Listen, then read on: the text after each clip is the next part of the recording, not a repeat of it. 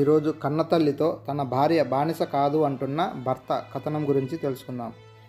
రంజని పెళ్ళయి అత్తారింటికి వచ్చింది. భర్తతో కలిసి ఆ ఇంట్లో అడుగుపెట్టిన మొదలు తన జీవితంలో ఇన్ని కష్టాలు ఎదుర్కోవలసి వస్తుందని ఎప్పుడూ ఊహించలేదు.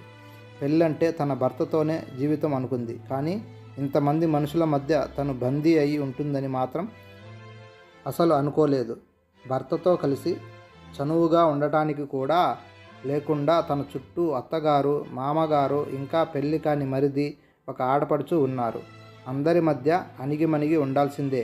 తెల్లారింది మొదలు తలుపు తీసి గుమ్మంలో వేసిన పాల ప్యాకెట్లు తీయడం దగ్గర నుంచి రాత్రి తలుపులు మూయడం వరకు అన్నీ తను చూడాల్సిందే. అమ్మా రంజని, ఓ కప్పు కాఫీ కలిపి తీసుకురమ్మా అంటూ మొదట్లో ఎంతో ప్రేమగా పిలిచిన అత్తగారు రాను రాను ఏమ్మా రంజని, నా మొహాన కప్పు కాఫీ చుక్కైనా పోస్తావా లేదా అంటూ దీర్ఘాలు తీయడం మొదలుపెట్టింది. అమ్మా రంజని, నాకు రాగి జావ ఇవ్వలేదమ్మా అంటూ మామగారు. రంజని, నా లంచ్ బాక్స్ రెడీ చేసావా అంటూ భర్తగారి హడావిడి. వదిన, నాకు టిఫిన్ పెట్టండి అంటూ మరిది.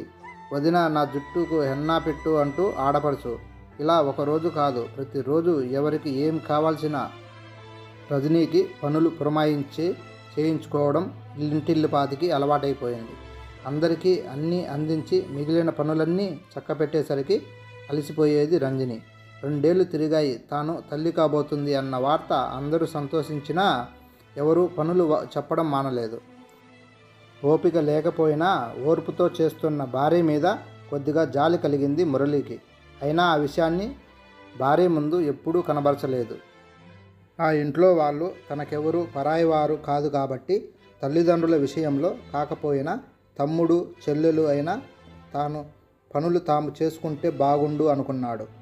6వ నెల వచ్చిన మనిషిలో నిండుదనం రాలేదు. చెకప్ చేసి డాక్టర్ కడుపులో బిడ్డ ఎదగడానికి సరైన ఆహారం తింటూ బెడ్ రెస్ట్ తీసుకోమని చెప్పడంతో మురళి బాగా ఆలోచించాడు.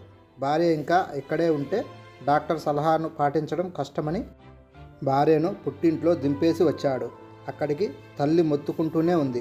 అలా ఎలా దింపేసి వస్తావు? 7వ నెల వచ్చాక మీ అత్తగారు వాళ్ళు వచ్చి స్వీట్స్ ఇచ్చి తీసుకెళ్ళాలి అంటూ. ఇప్పుడు ఇవన్నీ అంత ముఖ్యమా అమ్మా? తన ఆరోగ్యం కంటే పుట్టే బిడ్డ గురించైనా నేను ఈ నిర్ణయం తీసుకోవడం తప్పు పట్టకమ్మా అంటూ తల్లి చాదస్తాన్ని కొట్టిపడేశాడు మురళి. నెలలు నిండాయి. పండంటి బిడ్డను కన్నాది రంజని. పిల్లాడికి 3వ నెల రాగానే బిడ్డతో కోడల్ని తమ ఇంటికి తీసుకొచ్చేశారు అత్తగారు. మళ్ళీ రంజనికి తప్పలేదు. ఒక పక్క పిల్లాడిని చూసుకుంటూనే ఇంటి పనులు చక్కబెట్టడం మరి కాస్త బాధ్యత పెరిగింది. సమయానికి పిల్లాడికి పాలు పట్టడానికి, నిద్రపుచ్చడానికి వీలు చిక్కేది కాదు రంజనికి. తల్లిగా మారాక కన్నబిడ్డ విషయంలో శ్రద్ధ తీసుకోలేకపోతున్నందుకు బాధగానే ఉంది.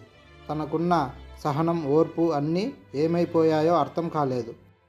తాను పుట్టింట్లో ఎంతో అల్లారుముద్దుగా పెరిగి ఇంజనీరింగ్ చేసి పెళ్లి చేసుకున్నందుకు అత్తింట్లో ఇలా బానిస బ్రతుకు బతకడం తలుచుకుంటే ఇప్పుడు ఏడుపు వస్తుంది రంజనికి.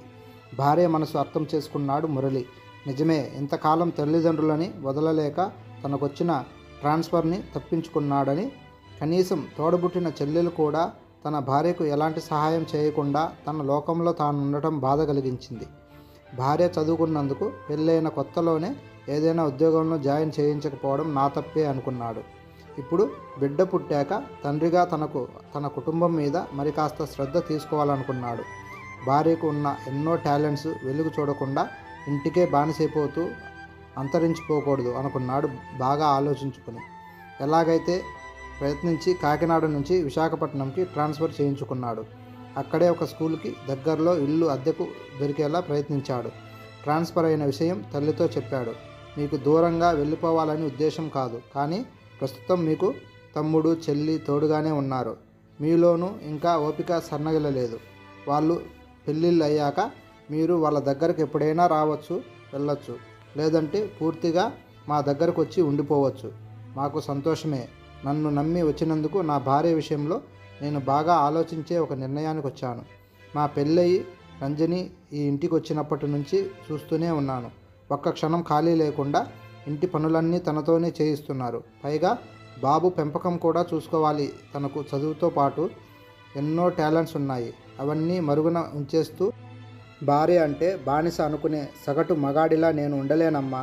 ఇంటికొచ్చిన కోడల్ని ఆ ఇంట్లో వాళ్ళు ఎవరూ అర్థం చేసుకోకపోయినా భర్తగా భార్యని ప్రతి మగాడు అర్థం చేసుకున్నప్పుడే ఆమె జీవితానికి న్యాయం చేసినట్టు. రంజనికి మంచి చదువుతో పాటు తనకున్న టాలెంట్లో అబాకస్ నేర్పించడంలో చాలా ప్రావీణ్యం ఉంది. బాబుని చూసుకుంటూ అక్కడ స్కూల్లో పార్ట్ టైం చేస్తూ స్టూడెంట్స్కి చెప్పడానికి టీచర్ పోస్ట్ కూడా చూశాను అంటూ చెబుతున్న కొడుకు మాటలు విని ఏమీ మాట్లాడలేకపోయారు తల్లిదండ్రులు. భుజంపై పిల్లాడికి జోకొడుతూ అప్పుడే అటుగా వచ్చిన రంజని భర్త మాటలు వినింది. భార్య అంటే బానిస కాదని, తనతో ఉద్యోగాన్ని కూడా చేయిస్తానని కన్నతల్లికి చెప్తున్న తీరును రజనీకి ఎంతో గర్వంగా అనిపించింది. ఈ కథ మీకు నచ్చినట్లయితే please like and subscribe friends.